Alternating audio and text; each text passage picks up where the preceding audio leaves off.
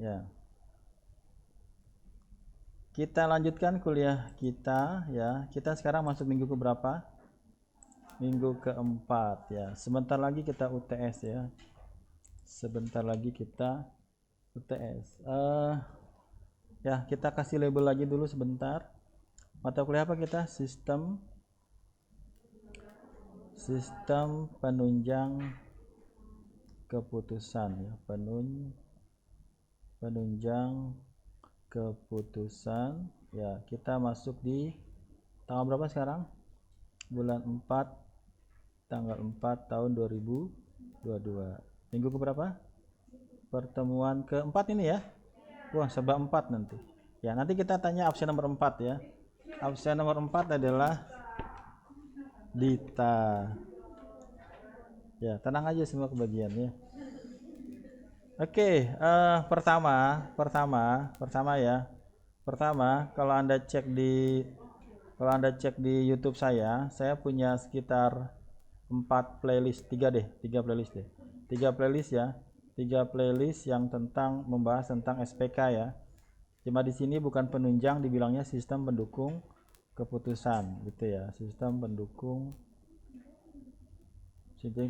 keputusan gitu ya. Ini saya rekod angkatan 2016 pagi, angkatan 2016 malam, yang SI, yang TI, yang 2017 juga ada seingat saya. Ketika online ini ya, ini ketika online ini udah online, yang ini masih offline gitu ya. Ada juga yang video yang nggak ada playlistnya. Jadi nanti maksud saya, kalau semisal ini juga saya rekam ya, ini juga saya rekam. Cuma bedanya sekarang saya ngikutin dari ebook yang kemarin gitu ya, ebook yang kemarin. Tapi sebenarnya sama aja ya, ebook yang saya kemarin itu sebenarnya itu referensi yang lebih lengkap gitu ya, seperti itu. Jadi saya akan gabungkan antara ebook di sini dan katakanlah yang sudah pernah saya sampaikan di playlistnya gitu ya. Jadi Anda cari masuk YouTube saya, kemudian cari playlist yang judulnya apa? Sistem pendukung keputusan. Nanti kalau di sini ada sekitar tiga lah. Ada 3 playlist ya. Ini nanti kalau misalnya di sini detail lah ya. Kalau misalnya saya bilang oke, ikutin video ini, nanti Anda bisa ikutin di sini ya. Ini angkatan 17 nih yang online. Ini angkatan 16. Dan jadi kelas ini angkatan ini harus saya angkatin gitu ya. Saya lebih perdalam lagi. Bukan persulit ya, tapi perdalam gitu ya. Oke. Nah, jadi hari ini kalau Anda lihat di LMS itu saya sudah ada berapa yang saya up? Ada 4 kayaknya ya. Tapi sebenarnya itu satu chapter dipecah menjadi 4 ya. Yang bicaranya tentang simple additive weighting. Tapi kalau di sini kalau biasanya saya langsung nulis gitu ya. Saya langsung nulis, kemudian cerita langsung di di mana nih? Di jurnalnya. Kalau sekarang saya coba ikutin e-booknya ya.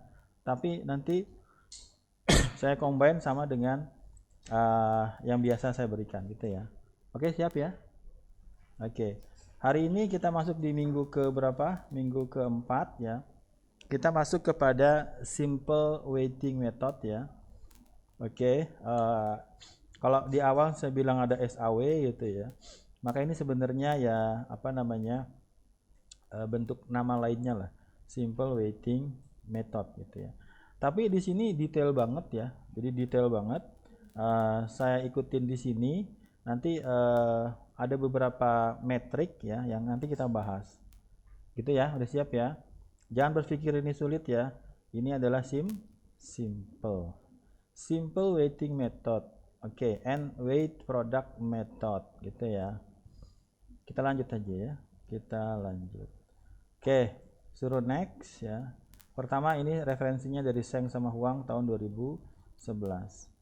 Ya, oke. Pertama ya silakan. Kelihatan nggak yang belakang? Goyang-goyang ya. Kalau goyang-goyang Anda lihat di PDF yang di HP-nya atau di LMS-nya ya. Ya, kita mulai. Saya tetap pakai bahasa Inggris ya, walaupun Anda bisa lihat bahasanya di bawahnya. Oke, yang penting tidak ada penolakan secara mental. Jangan ada mental block ya. Jangan dilawan ya. Diterima aja, dipahami ya. Oke. To reach a better understanding of any decision making problem, one must employ information gathering method, including but not limited to survey, questionnaire, examination, and sampling, to collect as much practical information as possible. Di awal kuliah saya sampaikan bahwa SPK itu adalah berdasarkan asumsi ahli. Ya, maka ketika kita bicara tentang asumsi ahli, nanti ada langkah di SPK ini yang berbicara tentang menentukan kriteria ya. Menentukan kriteria atau menentukan parameter ya. Maka di sini metode yang kita gunakan untuk mendapatkan parameter yang bagus, untuk mendapatkan kriteria yang bagus, maka kita melakukan apa? Melakukan survei, melakukan kuesioner atau sampling atau examination. Sebuah penelitian itu harus ada memahami sistem yang berjalannya. Oke ya, bisa dipahami ya. Saya nggak panjang-panjang. Intinya seperti itu. Yang kedua, oke, eventually such attempt increase the chance of choosing the most suitable alternative. Di sini dikatakan, ketika kita mendapatkan parameter yang baik, kriteria yang baik, maka nanti kita akan meningkatkan hasil dari output SPK itu sendiri. Ya, outputnya adalah dalam bentuk alternatif yang di ranking gitu ya. Jadi apa namanya, kalau kita mau bicara lebih dalamnya, tadi katanya enggak ya, ya dikit lah ya. Ada konsep namanya apa? Padi. SDLC itu ada namanya padi ya. Ini versi yang gampangnya. Apa tuh SDLC? System Development Life Cycle. Oke, apa itu P ini? Ada planning, A-nya apa? Analisis, D-nya apa? Desain, I-nya apa? Implementasi. Ketika kita ingin mengubah sebuah sistem, yang pertama harus kita pahami apa? Kita pengen ngapain? Kita pengen mengubah sistem. Kalau kita mau mengubah sistem, langkah pertama apa? Pahami dulu sistem yang berjalan.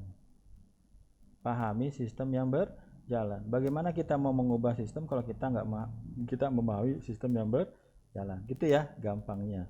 Kalau kita sudah pahami, kemudian mungkin yang pernah kita bahas di awal-awal kuliah, parameter di satu tempat mungkin bisa berbeda dengan parameter yang tempat yang lain gitu ya. That would better reflect the need and interest of the stakeholder ya. Jadi ini yang sudah saya sampaikan. Kita harus pahami dulu kebutuhan dari stakeholdernya, kebutuhan dari keinginannya, interestnya. Apa itu interest itu apa? Ketertarikan ya, di kepentingan kok di sini ya. Oke, jadi kita harus pahami dulu sistem yang berjalan. Oke, apa itu MADM? Multi Alternative Decision Making. Udah kita bahas minggu lalu walaupun tidak terlalu dalam ya. Oke, kita lanjut aja di sini. From the AMDM point of view, the gathered information regarding the problem in question is generally represented in. Sekarang saya pengen kenalkan Anda ke namanya apa? Matrix form gitu ya. Oke, jadi gini, saya kasih pengantarnya. Di SPK nanti Anda akan ketemu dengan yang namanya adalah kriteria. Di buku ini dipakainya kriteria ya. Saya dapat referensi dari dosen UGM Pak Retiantio menggunakan istilah parameter. Ya. Kita akan ketemu dengan terminologi yang namanya adalah alternatif. Ya. Kita akan ketemu dengan yang namanya weight ya. Apa itu weight? Pembobotan. Kita akan ketemu dengan namanya normalisasi. Gitu ya. Ini ada beberapa poin yang saya sampaikan. Nah, nanti untuk memudahkannya ya, maka akan dibuat yang namanya metrik. Apa itu metrik? Film ya, film metrik ya. Ya, akan dibuat dalam bentuk metric form itu ya. Commonly referred as the decision metric gitu ya. Jadi nanti hasil dari survei kita, apakah itu dalam bentuk kriterianya ya, kemudian apa tadi alternatifnya, kemudian nanti dalam bentuk apa tadi value-nya, akan kita buat apa? Metrik. Metriknya juga yang sederhana lah. Metrik itu apa? Metrik adalah seperti tampilan di depan Anda. Kok goyang-goyang ya? Ya, oke. Foto itu metrik ya. Foto itu metrik. Foto itu punya apa namanya? Ini foto ya. Ini foto. Ini foto saya misalnya ya. Gitu. Anggap aja bagus gitu ya. Ya gitu ya. Jelek ya. Oke. Nanti foto ini punya apa? Punya resolusi. Punya apa? Misalnya berapa? Misalnya 800 kali 600 pixel gitu ya. Oke, maka ini adalah ada dua berapa? Ada dua dimensi gitu ya. Dua dimensi, Pak. Kenapa enggak tiga, Pak? Ya, bisa aja. Tapi kita ambil yang gampangnya aja. Oke, ini adalah matrik. Ada barisnya, ada kolomnya. Ada baris, ada kolom. Baris yang mana? Yang ini baris ya. Baris itu yang horizontal ya. Ini baris. Ini adalah apa namanya? Kolom. Jadi matrik itu adalah data yang disimpan dalam dua dimensi. Gitu ya. Dah beres ya. Oke, kita lanjut. Based on the decision metric, decision maker can anticipate the stakeholder desire and preference, which eventually lead to choosing the most suitable available option through a mathematical support framework. Ya, oke. Ini sudah secara nggak langsung saya sudah jelaskan. Jadi ibaratnya metrik itu membantu dalam penghitungan secara matematik. Kenapa nggak sampai aplikasi, Pak? Oke, kita sampai aplikasi ya. Ini nanti UASnya presentasinya pakai aplikasi. The choosing process proceed. Apa artinya di sini? The choosing process proceed and their assumption are what distinguish between the MADM method ya. Ya, nanti di SPK ini banyak algoritmanya ya, ada SAW gitu ya. Ada TOPSIS gitu ya, macam-macam lah ya. Jadi di sini proses pemilihan yang berlangsung dan asumsi-asumsi inilah. Ini ya, asumsi-asumsi ya. Jadi parameter yang diambil satu SPK itu berdasarkan asumsi dari ahlinya di domain tersebut, di sistem tersebut. Ya. Oke, ini saya pikir nggak terlalu apa namanya, bisa dipahami dengan mudah lah ya. Jadi pemilihan prosesnya dalam artian nanti pakai metode apa, kemudian asumsi yang digunakan dalam pengambilan parameter itu akan mempengaruhi hasil akhirnya gitu ya. Atau di sini membedakan metode satu dengan metode yang lain. Lanjut ya. Oke. Kita lanjut di sini. Ini poinnya di sini. MADM problem. Sekali lagi apa itu MADM? Multi alternatif ya. Multi alternatif ya. Decision making. Bahasa lainnya apa, Pak? SPK lah gitu ya. Oke, di sini poinnya apa? MADM problem, masalah-masalah MADM is composed of a set of alternative. Catat nih, catat. Ya. Apa artinya? Masalah MADM, multi alternative decision making, terdiri dari kumpulan alternatif. Pertama ya, Anda harus bisa membedakan antara alternatif, kriteria, value, weight, apalagi itu, normalization dan macam-macam. Oke ya. Pertama adalah alternatif. Nanti saya putar-putar di sini ya. Which are the feasible discrete solution available to decision maker and a set of evaluation criteria. Yang kedua adalah Anda harus paham ada yang namanya kriteria ya. And a set of evaluation criteria. Nanti ini yang ditentukan oleh si ahlinya. Which are the instrument through which the stakeholder describe their objective. Oke. Di sini penekatannya baru dua. Apa aja? Alternatif sama kriteria. Oke, saya bahas sedikit. Sekali lagi, ada istilah yang digunakan di sini apa? Istilah yang digunakan di sini adalah kriteria. Ya, bisa juga Anda gunakan istilah apa? Parameter. Karena kriteria ini punya definisi sendiri ya. Kriteria adalah, ya, silakan dicatat. Kriteria adalah parameter yang memiliki sifat ya. Parameter yang memiliki sifat ya.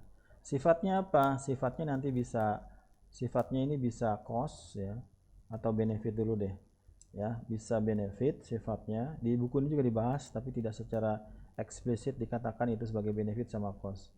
Ini saya dapat dari Pak yang sebagian besar kalau materi ini saya dapatkan dari dosen namanya Pak Retanto Wardoyo ya. Retantio Wardoyo, dosen S2 saya di ya ketika saya ambil S2 lah. Ya, ini dosen senior di UGM ya.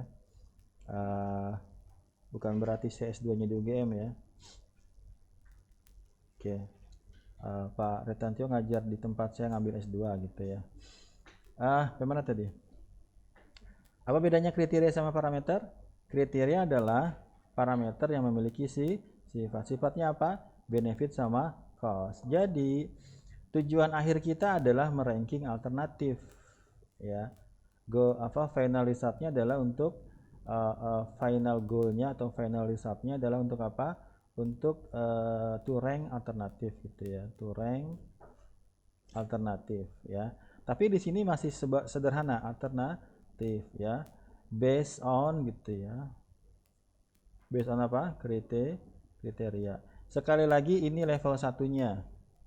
Bagaimana kita meranking alternatif berdasarkan apa? Berdasarkan kriteria. Gitu ya. Yang di ranking alternatifnya berdasarkan apa? Kriterianya. Ini kalau Anda belum paham ditanya kebolak-balik nanti ya. Yang di ranking apanya? Alternatif. Berdasarkan apa? Kriteria. Kriteria itu apa? Pinter ya. Ya. Saya percaya setiap mahasiswa itu pinter ya. Udah lanjut? Udah ya? Oke, kita lanjut. Itu iklan ya. Oke, subsequently a decision metric is extended from a construct base. Nah, sekarang kita tadi kan baru bicara tentang apa tadi? Tadi baru bicara tentang alternatif sama kriteria. Sekarang sama si U tahun berapa? 1990 didetailkan lagi. Dia bilang subsequently a decision metric is in extend from is constructed based on the apa itu 4 ya, following information set. Apa itu set? Himpunan. Selanjutnya matrik keputusan dalam bentuk diperpanjang dibangun berdasarkan 4 set informasi. Kalau tadi cuma bicara tentang alternatif sama apa? Sama kriteria, sekarang lebih didetailkan lagi. Itu juga masih nanti ada lagi lebih detailnya lagi ya. Apa dia bilang?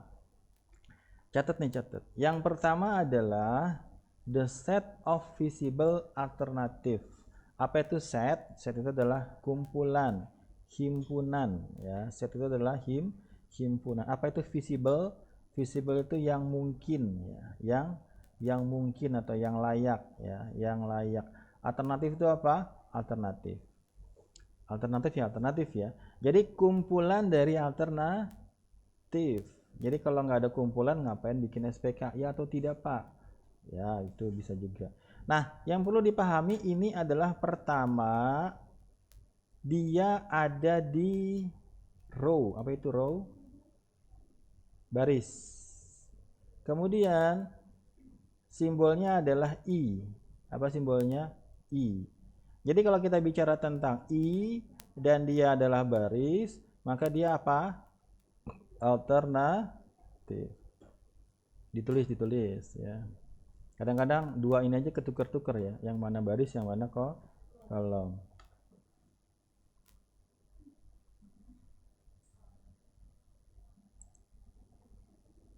Ya, oke.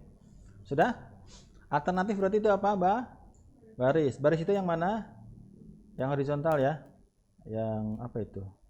Ya. Kemudian dia lambangnya apa? Pakai apa? Pakai I. Kenapa nggak pakai J, Pak? Ya bisa aja sih. Tapi sekarang kita pakai apa? Kita pakai I. Lanjut ya. Kedua, gampang kan? Gampang lah ya. Nanti kita sampai bikin programnya lah. Oke, nanti dibantu sama Mas yang bolak-balik tadi itu ya. Ya. Yang nomor 2. Yang 2 adalah the set of predefined evaluation criteria. Apa artinya set? Kumpulan, himpunan ya. Apa itu predefined? Yang sudah didefinisikan sebelumnya ya. Apa itu evaluation? Ya ini satu kata ya. Apa itu kriteria? Kriteria. Di sini kriteria itu adalah kolom. Apa? Kolom.